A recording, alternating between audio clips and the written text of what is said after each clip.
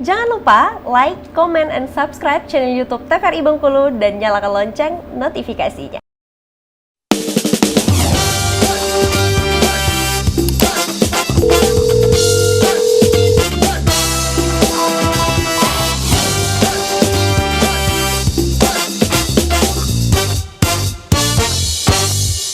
Ya pemirsa, kembali lagi tentunya di Dokter Kito, Besawo Kita Sehat.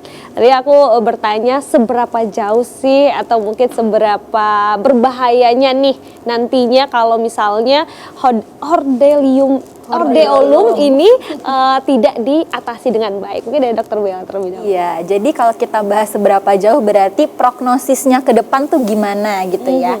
Kalau untuk prognosisnya sendiri, hordeolum ini sendiri tuh bagus ya, baik gitu. Dia malah bisa sembuh sendiri 1-2 minggu kalau memang tadi kebersihannya dijaga, terus juga kita nggak suka kucek mata gitu ya. Terus kita pakai kacamata kayak gitu.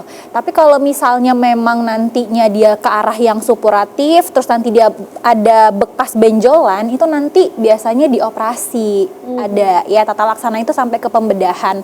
Nanti diambil dalamnya, terus dipecahin juga nanahnya, itu nanti ke dokter spesialis mata. Sampai situ, terus nanti diobservasi, biasanya sudah kembali normal kembali seperti itu. Jadi bisa sampai operasi, ya, operasi kecil ya dok? Ya, operasi di mata. Baik. Nah, tapi ngomong-ngomong masalah bintitan ini, terkadang masih banyak sekali orang yang dia sudah bintitan dok, tapi dia bukan mengharuskan mungkin karena tuntutan pekerjaan juga ya, harus tetap make up ini. Ini seperti apa dok? Apakah boleh nih kita masih tetap memaksakan dengan langsung membersihkannya atau seperti apa nih dokter Jodia? Oke, kalau belum terkena ya bebas ya kalau mau make up. Tapi kalau sudah terkena hordeolum, usahakan jangan dulu pakai riasan mata atau pakai apapun itu selama dia masih belum sembuh, apalagi di fase radang. Itu sangat tidak nyaman bagi pasiennya karena disentuh aja itu sakit. Dan yang kedua, dia bisa memperberat infeksi begitu. Sekali lagi kan infeksi tadi sudah dijelaskan bisa tumpang tindih. Jadi kalau bisa selesaikan satu penyakit supaya tidak muncul penyakit yang lain begitu. Jadi tidak ada alasan lagi ya dok ya kayaknya ya. Betul. Jadi harus tanpa riasan gitu ya dok. Iya, ya. untuk Usahakan matanya. untuk area ya dok ya. Atau harus area matanya atau memang area bintitannya saja yang masih bisa di Kan area matanya, cuma kan nggak mungkin sebelah pakai riasan sebelah enggak ya. Jadi memang ya udah yang enggak bagian wajah yang lain kan masih bisa, kecuali bagian area kelopak matanya. Baik, jadi tidak ada lagi ya negosiasi ya dok. Tidak ada negosiasi. Karena banyak sekali nih kayaknya negosiasi terkait bintitan ini kalau make upan nih dokter. Iya, bisa nggak dok make upan? Enggak. Baik dokter, silakan dokter kembali menjelaskan terkait hordeolum. Oke, ini kita masuk etiologi nih. Ini nice to know aja, pemirsa di rumah cukup tahu aja.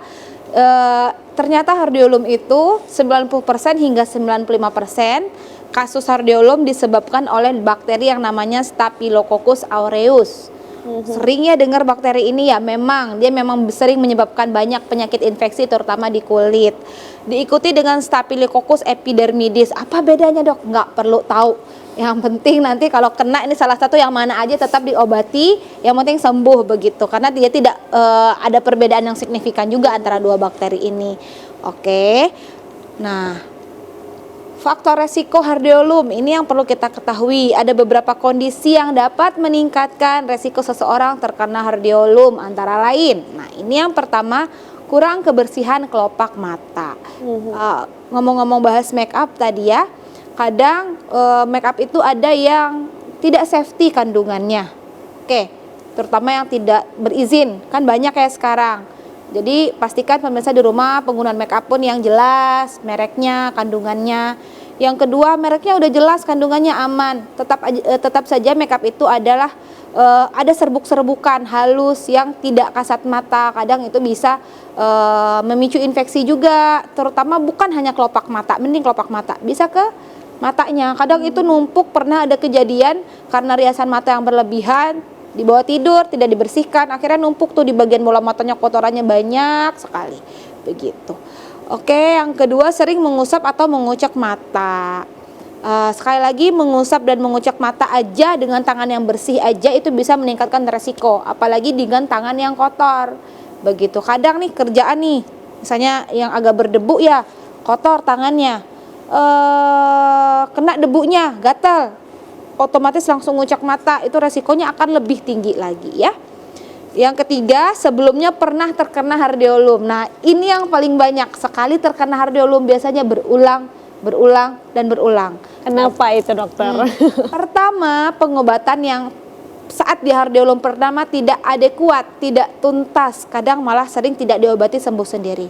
Saat terinfeksi lagi, mereka akhirnya tidak aware, ya udahlah nanti juga sembuh sendiri gitu. Akhirnya nanti yang ketiga berulang, kok makin parah karena tidak diobati. Nah, faktor yang selanjutnya itu biasanya hygiene-nya tidak dijaga, makanya bisa berulang. Yang keempat, memang sekali sudah terkena itu artinya memang ada kulit atau jaringan yang tidak intak, atau memang ada kebiasaan yang secara tidak sadar itu memicu kejadian hardeolum ini. Begitu. Biasanya sering kamu di lokasi yang sama ya. Oke, ini patogenesis. Patogenesis itu pemirsa di rumah artinya perjalanan penyakitnya gimana sih dari awalnya sehingga dia sampai jadi penyakitnya. Pertama, ada namanya kelenjar mebom. Tadi dia stasis, artinya dia kayak tersumbat atau terhambat ya. Kemudian akhirnya gangguan produksi tuh, ada gangguan produksi sistem imun juga. Karena ada gangguan produksi sistem imun itu, akhirnya saat ada bakteri dengan hygiene yang kurang baik, kebiasaan yang kurang baik, akhirnya bisa tertularlah namanya Staphylococcus aureus. Nah, saat sudah tertular, dia nggak ujuk-ujuk langsung jadi hardeolum. Pertama terjadi dulu respon inflamasi, ada tubuh kita melawan dulu nih, tubuh kita nggak lemah kok, dia punya sistem imun, dia melawan dulu, akhirnya nanti lama-lama bisa menjadi nanah, itulah masuk ke stadium supuratif. Nah, gimana kok dia bukan nanah doang, ada merah-merah juga dok, ada perih juga, ada sakit juga. Nah, tubuh kita nanti mengeluarkan mediator proinflamasinya. Akhirnya muncul terjadi vasodilatasi pembuluh darah. Nah, pembuluh darah yang vasodilatasi ini akhirnya menyebabkan edema dan eritema. Edema itu bengkak, eritema itu merah. Nah, ciri khas hardeolum nanti ada saudaranya hardeolum namanya kalazion. Bedanya apa? Kalau kalazion nggak ada radangnya, cuma benjol aja, bengkak aja, ada benjolan aja. Kalau hardeolum dia ada benjolan dan ada radang, itu ciri khasnya ya. Kan ada tuh benjolan di mata nggak sakit, nggak merah, dia ya udah gitu, biarin aja. Itu biasanya kalazion. Kalau yang hardeolum ini dia ada radangnya.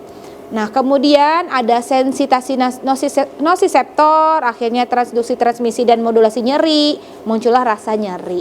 Jadi perjalanannya seperti itu. Gejalanya nanti ada 3 berarti. Bisa bengkak yang ada nanahnya, kemudian kemerahan, dan ada rasa nyeri. Itulah patogenesis hardeolum itu. Oke? Nah, selanjutnya klasifikasi ini yang tadi kenapa ada di bawah, ada di atas, mungkin dilanjutkan sama dokter Bella. Baik, jadi ada klasifikasinya tadi ya, ada yang di atas, ada yang di bawah. Tapi ini juga ada pertanyaan nih, antara bintitan dan bisul itu masih sering banget nih masyarakat itu membedakan apakah ini memang bisul ataukah memang ini hanya bintitan. Kira-kira nih apa ya, mungkin sesuatu yang bisa kita bedakan secara jelas nih dokter Junia? Kalau bisul itu kan bilangnya ada nanah ya, itu bisul dimanapun dia berada. Kebetulan kalau bisulnya di mata, yaitu hardeolum gitu. Kalau dia bisul nggak nyeri, nggak radang, kita bilangnya nggak bisul, benjolan aja kan. Itulah kalazion tadi. Kalau bisulnya di kaki, ya udah berarti bisulnya di kaki ada banyak, seperti yang kita bahas yang kemarin ya, ada ektima dan lain-lain. Itu bisul juga. Bisul itu nama awamnya untuk sebuah infeksi yang ada nanahnya, ada pusnya, ada benjolannya itu. Baik. Tergantung lokasinya nanti beda-beda diagnosisnya. Jadi bisul itu ya, ini pun bisa dikatakan bisul juga ya dok? Iya, bisul di mata. Jadi bukan dua hal yang berbeda nih, tapi satu ya dok Iya, ya. Apalagi kalau itu di area mata tentunya. Iya. Baik dokter Bella, silakan dokter. Oke, kita akan lanjut ya. Klasifikasikan. Jadi tadi pertanyaannya Afifa, kenapa sih kok bisa ada yang di atas, ada yang di bawah? Ya, jadi kita tuh melihat dari di manakah letak kelenjar yang terinfeksi gitu. Nah, karena yang paling banyak di atas itu adalah kelenjar Zeiss atau Moll tadi, yang kita tahu kelenjar ini itu adalah kelenjar sebasea ya. Biasanya kelenjar itu dia akan menyemprotkan untuk pelembapan di dalam mata gitu ya. Nah, nanti ini itu yang terinfeksi yang lebih banyak adalah Zeiss atau Moll. Itu kita katakan namanya adalah hordeolum externum ya. Lebih banyak memang dia itu di kelopak mata yang bagian atas. Nah, sedangkan kenapa bisa di bawah? Bisa juga itu namanya dia di bawah dan di dalam gitu. Atau juga internum itu bisa di kelopak atas tapi dia di bagian dalam. Jadi kalau kita lihat dari luar itu nggak terlihat, tapi waktu kita angkat kelopak matanya dibalik seperti itu kelihatan. Itu namanya adalah hordeolum yang internum. Nah, kalau pada yang internum itu biasanya infeksinya pada kelenjar yang namanya kelenjar mebom. Memang letaknya itu dia lebih dalam gitu, di dalam tarsusnya, yang di dalam dari kelopak mata di bagian dalam gitu ya. Nah, dan juga kalau misalnya yang di luar itu karena dia juga lebih banyak terpapar gitu ya sama bakteri lain lah, sama tadi hygiene-nya kurang lah, makanya dia lebih ke arah banyak nanahnya. Jadi penonjolannya itu dia akan lebih jelas dan juga akan kelihatan nih lebih besar dibandingkan dengan yang internum karena posisinya dia lebih di dalam seperti itu. Nah, ini dia manifestasinya. Jadi kalau misalnya kapan sih dikatakan dia itu udah hordeolum ya? Jadi kalau misalnya ada benjolan pada kelopak mata, terus benjolannya yang kayak gimana? Disertain adanya bengkak ya, bengkak dan ada kemerahan di sekitar kelopak matanya itu terlihat jelas ya. Dan dia itu bisa tumbuhnya nggak mesti harus di pinggir ujung, tapi bisa di tengah ataupun deket hidung gitu. Jadi posisinya itu intinya adalah benjolan pada kelopak mata, disertai dengan rasa nyeri nih ya, rasanya nyeri nyut-nyutan nih gitu, atau pertamanya sebelum timbul adanya kemerahan kayaknya gatal pengen digaruk aja terus gitu, taunya nanti lama-kelamaan akan merah dan nyeri. Disertain juga pseudoptosis, artinya adalah kelopak matanya itu sedikit jatuh lebih ke bawah dibandingkan yang sebelahnya. Jadi kalau misalnya hordeolum itu bisa satu mata atau memang dua-duanya. Tapi kalau kita ngelihat orang yang ada bintitannya pasti mata kelopak matanya akan lebih jatuh. Itu yang namanya pseudoptosis. Nah, pada saat bergejala ini ternyata dia punya dua stadium juga. Ada stadium infiltratif, ada juga stadium yang supuratif, ya. Baik dokter, berarti ini juga kita udah bisa kelihatan ya dari tanda-tanda awal pun ya dok ya, dari gatel atau mungkin tadi ada bengkak-bengkaknya juga. Nah itu kalau misalnya baru bengkak aja nih dok, apakah kalau kita tidak dengan menjaga kebersihan higienis tadi dia tidak akan muncul nih kemerahan seperti nanah dan sebagainya. Tapi tahan dulu nih dokter, nanti kita akan kembali lagi setelah jeda berikut ini, tetap di Dokter Kita.